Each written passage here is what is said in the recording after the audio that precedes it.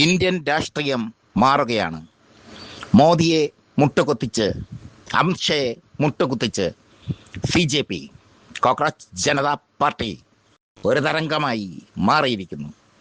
Abhijit Deep K എന്ന ചെറുപ്പക്കാരൻ Indian രാഷ്ട്രീയത്തിൻ്റെ പ്രതീകമായി മാറിയിരിക്കുന്നു. ഇന്ത്യൻ യുവത്വത്തിൻ്റെ പ്രതീകമായി മാറിയിരിക്കുന്നു. അഭിജിത്തിന് പിന്തുണയുമായി കോൺഗ്രസും CPM-ഉം ഒക്കെയുണ്ട്. അഭിജിത്തിന് പിന്തുണയുമായി ഏറ്റവും ഒടുവിൽ എത്തിയിരിക്കുന്നത് TVK തലവൻ വിജയാണ്. യുവാക്കൾ നടത്തിയ പ്രക്ഷോഭത്തിന് വിജയ് എല്ലാ വിധത്തിലുള്ള പിന്തുണയും നൽകിയിരിക്കുന്നു. CJPക്ക് TVKയുടെ പിന്തുണ. ഇന്ത്യയിൽ പുതിയൊരു പ്രതിപക്ഷം ഉരുത്തിരിയുകയാണ്. ഇന്ത്യ മുന്നണി നശിച്ച് നാമാവശേഷമായി. ഇന്ത്യ മുന്നണിയിലെ പ്രമുഖ കക്ഷികളായ DMKയും തൃണമൂൽ കോൺഗ്രസും കഴിഞ്ഞ നിയമസഭാ തെരഞ്ഞെടുപ്പോടെ തകർന്ന് തരിപ്പണമായി മാറി. ഇന്ത്യ മുന്നണിക്കൊപ്പം അടിയുറച്ചു നിന്ന NCP ദുർബലമായി മാറി. സമാജ്വാദി പാർട്ടിയിലും അസ്വസ്ഥതകൾ. ഇങ്ങനെ ഇന്ത്യ മുന്നണിയെ തകർത്ത് തരിപ്പണമാക്കി മോദി ഏകാധിപതിയായി വിലസുന്നതിന് ഇടയിലാണ് CJP എന്ന കോക്രോച്ച് ജനതാ പാർട്ടി ജൻസി വിപ്ലവവുമായി ഇറങ്ങിയത്. അവരുടെ വിപ്ലവത്തിനൊടുവിൽ രാജിവെക്കേണ്ടി വന്നത് കേന്ദ്രമന്ത്രി ധർമ്മേന്ദ്ര പ്രധാന്. നീറ്റ് ചോദ്യപേപ്പർ ചോർച്ച സംബന്ധിച്ച പ്രശ്നങ്ങൾ ജനഹൃദയങ്ങളിലേക്ക് എത്തിക്കാൻ CJP ഇറങ്ങിയപ്പോൾ, അഭിജിത്ത് ഇറങ്ങിയപ്പോൾ അതിനെ തടയാൻ സംഘപരിവാർ ശക്തികൾ പല വിധത്തിലുള്ള മാർഗങ്ങളും നോക്കി. ദേശവിരുദ്ധ പ്രവർത്തനമാണ് CJP നടത്തുന്നത് എന്നുവരെ അവർ ആരോപിച്ചു. അതിനൊക്കെ അപ്പുറമായിരുന്നു CJPയുടെ വളർച്ച. പ്രകാശ് രാജ് അടക്കമുള്ള നടന്മാർ, കമൽഹാസൻ അടക്കമുള്ള നടന്മാർ CJPക്ക് പിന്തുണയുമായി എത്തി. എന്തിന്? ഈ കേരളത്തിൽ നിന്ന് മോഹൻലാലിൻ്റെ പുത്രി വിസ്മയ മോഹൻലാൽ CJPക്ക് അനുകൂലമായി പോസ്റ്റിട്ടു. സംഘപരിവാറിൻ്റെ ഓരിയിടൽ വിഫലമായി മാറി. ഇവിടെയാണ് TVK, തമിഴ്നാട്ടിലെ മുതൽവൻ, തമിഴ്നാട്ടിലെ മുഖ്യമന്ത്രി വിജയ് ബുദ്ധിപൂർവമായ കളി കളിച്ചിരിക്കുന്നത്. CJPക്ക് കൈകൊടുത്തിരിക്കുകയാണ് വിജയ്. CJPയും വിജയും TVKയും CJPയും ഇനി ഒരേ അച്ചിൽ വാർത്ത, ഒരേ തൂവൽ പക്ഷികളായി സഞ്ചരിക്കുന്ന രോമാഞ്ചജനകമായ കാഴ്ചയായിരിക്കും ഇന്ത്യൻ രാഷ്ട്രീയം കാണുന്നത്. ദ്രാവിഡ മണ്ണിൽ ദ്രാവിഡ കക്ഷികൾക്ക് പ്രാധാന്യം നഷ്ടപ്പെട്ടിരിക്കുന്നു. DMKയും AIDMKയും ഒന്നുമല്ലാതായി മാറിയിരിക്കുന്നു. തമിഴ്നാട്ടിൽ ഇപ്പോൾ ഒരൊറ്റ വാക്ക് മാത്രം: വിജയ്. ദളപതി വിജയ്, ദളപതി വിജയ്, ജനനായകൻ വിജയ്. തമിഴർ ആർത്താർത്ത് ആഘോഷിക്കുകയാണ് വിജയുടെ സ്ഥാനാരോഹണത്തെ. മുഖ്യമന്ത്രിയായുള്ള വിജയുടെ സ്ഥാനാരോഹണം അതൊരു ചരിത്രമായി മാറിക്കഴിഞ്ഞു. വിജയ് അധികാരത്തിൽ വരുമെന്ന് ആരും പ്രതീക്ഷിച്ചിരുന്നില്ല. ഒരു എക്സിറ്റ് പോൾ ഫലങ്ങളും വിജയ് അധികാരത്തിൽ വരുമെന്ന് പ്രതീക്ഷിച്ചിരുന്നില്ല. കൂടി വന്നാൽ 18 സീറ്റ്. പക്ഷേ കേവല ഭൂരിപക്ഷം നേടി TVK അധികാരത്തിൽ വരുന്ന കാഴ്ചയാണ് ഇപ്പോൾ കാണുന്നത്. അത്ഭുതം സൃഷ്ടിച്ചുകൊണ്ട് TVK അധികാരത്തിൽ വന്നിരിക്കുന്നു. തമിഴ്നാട്ടിൽ വികസന പ്രവർത്തനങ്ങൾ, 5000 കോടിയുടെ വികസന പ്രവർത്തനങ്ങളുമായി TVK മുന്നോട്ട് പോകുമ്പോൾ ഇന്ത്യൻ രാഷ്ട്രീയത്തിലെ വിപ്ലവ തിളക്കങ്ങളെ കാണാതിരിക്കാൻ വിജയ്ക്ക് കഴിയുന്നില്ല. അതുകൊണ്ട് തന്നെ അഭിജിത്തും വിജയുമായി ചർച്ച നടത്തിയിരിക്കുന്നു എന്നാണ് ഏറ്റവും ഒടുവിൽ ലഭിക്കുന്ന റിപ്പോർട്ട്. ഇനി അങ്ങോട്ട് മോദിക്കെതിരെ കൈകോർക്കുക വിജയും അഭിജിത്തും ചേർന്നായിരിക്കും. അതിനൊപ്പം കോൺഗ്രസും CPM-ഉം അടക്കമുള്ള ഇടതുകക്ഷികളും ഒരുമിക്കുമ്പോൾ പുതിയൊരു രാഷ്ട്രീയ ബദൽ, പുതിയൊരു രാഷ്ട്രീയ ശക്തി ഇന്ത്യൻ രാഷ്ട്രീയത്തിൽ കടന്നു വരുന്നു.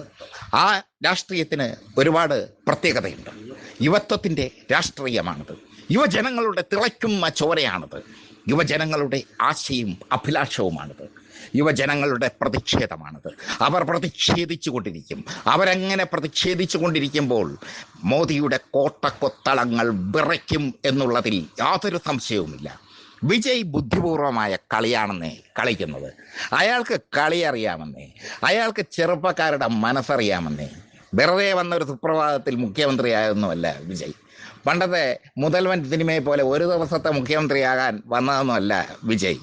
അയാൾ തമിഴ്നാട് രാഷ്ട്രീയം ഭരിക്കാൻ തന്നെ വന്നതാണ്.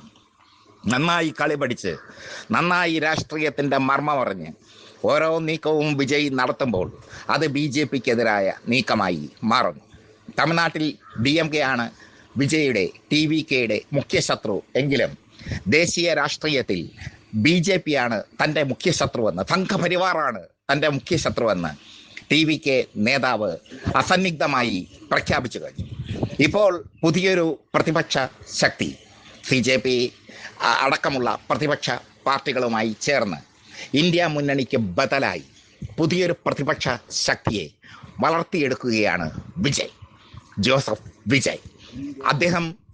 അദ്ദേഹം ഇപ്പോൾ എടുക്കുന്ന ഓരോ ചരിത്രപരമായ തീരുമാനങ്ങളും അത് ആവേശമുണ്ടാക്കുന്ന, ഇന്ത്യൻ രാഷ്ട്രീയത്തിൽ തരംഗമുണ്ടാക്കുന്ന തീരുമാനങ്ങളാണ്.